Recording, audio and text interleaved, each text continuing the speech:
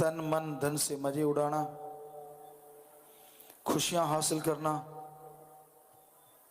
अपने आप में मस्त, मन की चालों में मस्त और मालिक की तरफ ध्यान ना देना आम बात है। तन मन धन से मजे उड़ाना, खुशियां हासिल करना, अपने आप में मस्त, मन की चालों में मस्त और मालिक की तरफ ध्यान ना देना आम बात है।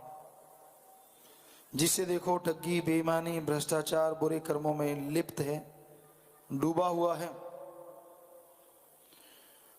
कुछ भाग्यशाली लोग होते हैं जिन पे राम की कृपा, अच्छे संस्कार माँ बाप के, कि वो मालिक से अपना नाता नहीं तोड़ते। मन कितना भी हावी रहे, मन कुछ भी कहता रहे, लेकिन उनकी प्रीत और प्रतीत बढ़ती जाती है। तो एक दिन मन भी रुक जाता है, मन भी फिर हावी होना बंद कर देता है। तो अपना देश ये नहीं है जिसमें आप रह रहे हैं। यह तो काल की नगरी, काल का देश है। यहाँ पे हमेशा के लिए कोई ठहरता नहीं, एक आता है दूसरा चला जाता है और आना जाना इस संसार में लगा रहता है। काल का देश है, यहाँ पे हमेशा के लिए कोई ठहरता नहीं, एक आता है दूसरा चला जाता है और आना जाना इस संसार में लगा रहता है।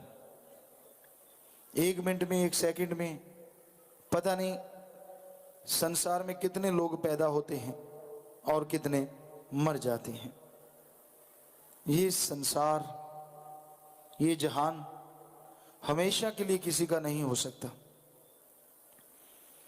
बचपन, जवानी, अधेड़ अवस्था, कोई कोई बुजुर्ग अवस्था तक पहुंचते हैं और अपना किरदार अदा करके जितना समय प्रभु ने लिखा है उतना समय भोग के इस संसार से चले जाते हैं। पर इस दरमियान अगर अल्लाह वाहिगुरु मालिक का नाम जपा तो उस इंसान को बेहद खुशियां मिलती हैं, आवागमन से मुक्ति मिलती है, जीते जी गम, चिंता, टेंशन, परेशानियों से मुक्ति मिलती है, मरने के बाद आवागमन से मुक्ति मिलती है, बिना कहे सब कुछ मिल जाता है। जो सच्चे दिल से अपने सदगुरु मौला को याद करते हैं, दृढ़ यकीन रखते हैं, बिन मांगे मोती मिले, मांगे मिले ना भीख। बिन मांगे मोती, हीरे, लाल, जवाहरात, मालिक कोई कमी छोड़ता ही नहीं। पर आदमी को दृढ़ यकीन हो, दृढ़ विश्वास हो, फिर ही सारे खजाने मिलते हैं। जैसी इंसान का यकीन डगमगाता है, समुद्र के किनारे प्यासे वाली बात हो जाती है। समुद्र में तो चलो खारा पानी है, इंसान इसलिए प्यासा रहता है, पर जरा सोचिए अगर कोई समुद्र मीठे पानी का भरा हो और उसके किनारे भी अगर कोई प्यासा रहे तो कितनी हैरानी की बात है। उसी तरह इंसान का जब यकीन डोल जाता है, जब उसकी हवश, जब उसका मन, जब बुराइयां उस पे छा जाती हैं, तो कोई गुरु पीर की बात अच्छी नहीं लगती, कोई संत पीर फकीर की बात पे खुशी नहीं आती। ऐसे में इंसान गुमराह होता है, मन के हाथों चढ़ना शुरू हो जाता है और धीरे धीरे मन जालिम बेड़ी डुबो देता है। ठीक है, संत पीर फकीर की बातों पे यकीन नहीं तो आप नाम का जाप करके देख लो, नाम का सुमरन करके देख लो, अपने आप बात सामने आ जाएगी कि संत जो बात कहते हैं, पीर फकीर जो बात कहते हैं, उनमें कितनी सच्चाई है।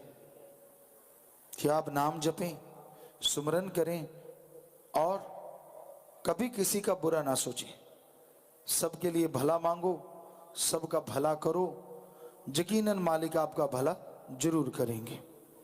तो इंसान को अपने अंतःकरण की सफाई करना अति जरूरी है और उसके लिए कोई घर बार नहीं छोड़ना, काम धंधा नहीं छोड़ना। घर परिवार में रहते हुए, बाल बच्चों में रहते हुए थोड़ा थोड़ा सुमरण करते रहो और जिनके पास सेवा का सुनहरी अवसर है वो सेवा करें। क्योंकि सेवा का मेवा हाथों हाथ नगदो नगद जरूर मिलता है। जो भी जीव सेवा करते हैं मालिक अंदर बाहर कोई कमी नहीं छोड़ते। और हमने ये देखा है सेवा करने वालों की किसी भी तरह की कोई कमी नहीं रहती, हमेशा खुशियों में लीन रहते हैं, खुशियों में माला माल रहते हैं, किसी भी तरह की कमी नहीं आती, बल्कि मालिक के रहमो करम से माला माल होते रहते हैं। और हैरानी की बात यह है कि आपने कोई पैसा नहीं देना, कोई टैक्स अदा नहीं करना, कुछ भी नहीं, बस आप सुमन कीजिए और फिर आपके लिए खुशियों का स्रोत खुल जाएगा। जैसे एक बांध लगा देते हैं, पानी को रोका जाता है और अगर वो बांध खोल दो तो पानी विकराल रूप धारण कर लेता है, वो तबाही मचाता है। उसी तरह काल ने ओम हरि अल्लाह मालिक गौड़ खुदा वाहिगुरु राम के उस अमृत आबो हयात में बांध लगा दिया है। काम वासना का, क्रोध लोभ मोह अहंकार मन माया का जबरदस्त बांध लगा हुआ है। और आप अगर सुमरन करके भक्ति इबादत करके इस बांध को छिन्न भिन्न कर दो तो जैसे अमृत आबो हयात मालिक का चलेगा, काल की तमाम बुराइयों का चकना चूर कर देगा। और यही नहीं, वो अमृत वो आबो हयात आपकी आत्मा को बिठा के मालिक के नज़ारे दिखाएगा और दर्श दीदार के काबिल बना देगा।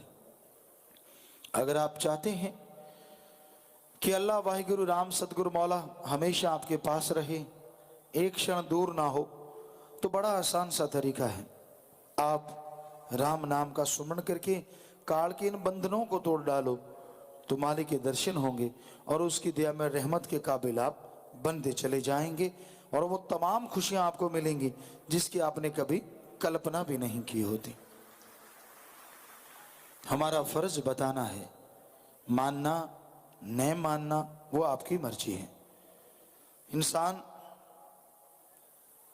सुन के मान ले तो कोई कमी नहीं रहती, पर मन मानने नहीं देता।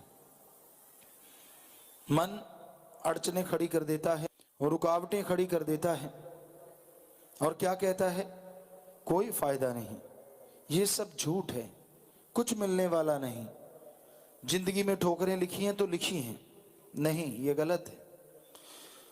जब आप नेगेटिव सोचते चले जाते हैं तो पॉजिटिव खुशियां कहां से आएंगी।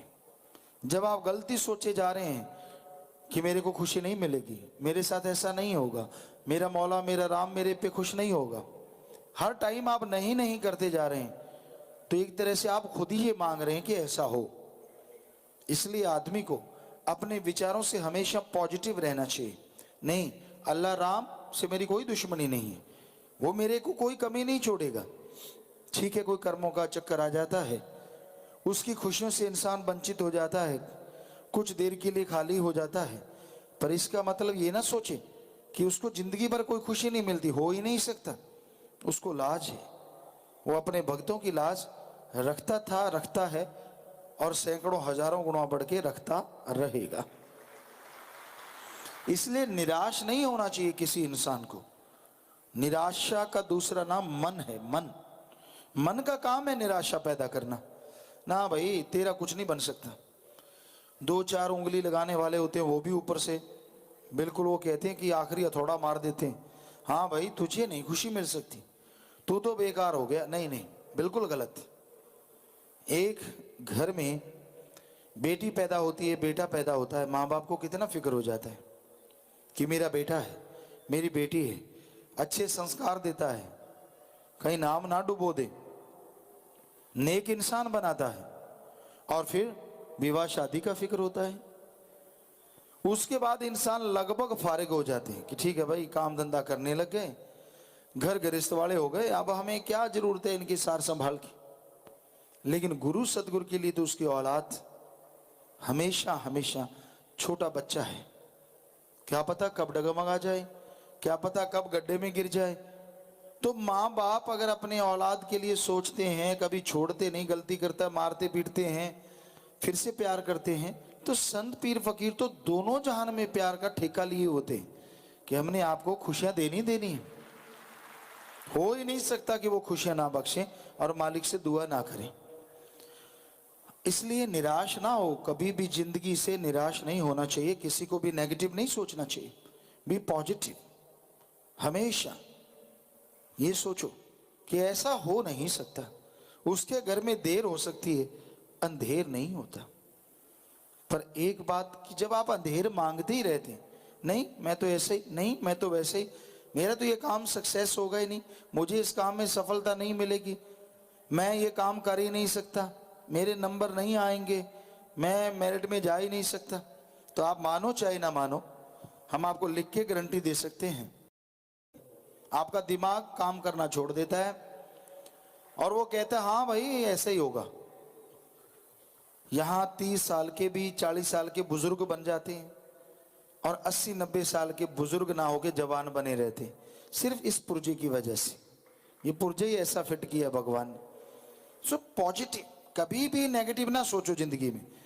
कभी ना सोचो कि मेरे से ये नहीं होगा, वो नहीं होगा, फला नहीं होगा। क्यों नहीं होगा? आपकी क्या भगवान से दुश्मनी है? कोई भी नहीं। आप सोच के देख लो, कोई दुश्मनी नहीं है। फिर कैसे हो सकता है कि भगवान आपको खुशियां ना दे? अरे इंसान क्या कहते हैं आपको, लोग क्या कहते हैं, उनकी सुनोगे तो एक दिन भी गुजार नहीं पाओगे। क्योंकि आदमी कहते जितने मुंह उतनी बातें। एक ने सुनी, किसी ने कह दिया पंख उड़ रहा था, दूसरा कहता, दूसरे को सुनाने लगा कहता चिड़िया उड़ रही थी, तीसरे को जब उसने सुनाया कहता 2-3 चिड़िया रंग बिरंगी उड़ती देखी, चौथे 5वें तक जाते जाते कहता तूने देखा? कहता क्या? कहता रंग बिरंगी चिड़ियों का एक डार जा रही थी, बहुत सारी चिड़ियां जा रही थी, था एक पंख बनगी डार। तो ये है संसार, यहां कुछ पता नहीं लोग क्या बना दें, किस तरह से आपको टॉन्ट कसें, कैसे आपको दुखी करें।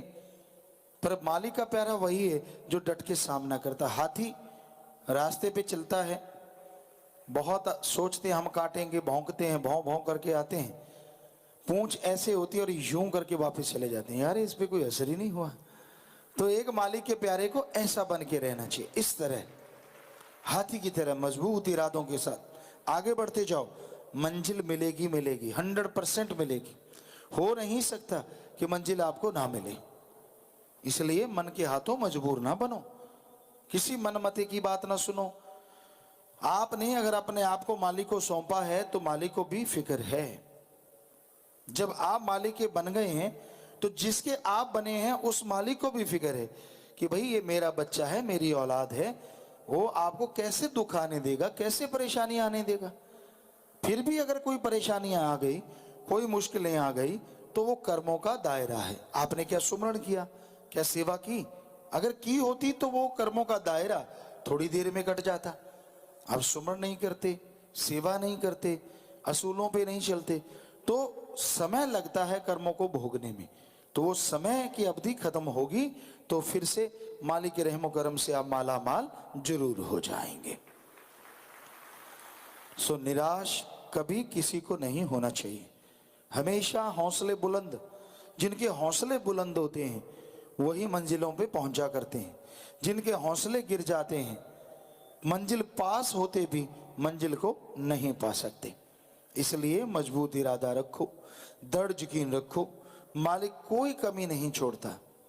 जब आप उसके हो गए और वो आपका हो गया, बीच में ये मन, काम, वासना, क्रोध, लोभ, मोह, अहंकार या माया या काल, कौन होता है आपको टोकने वाला?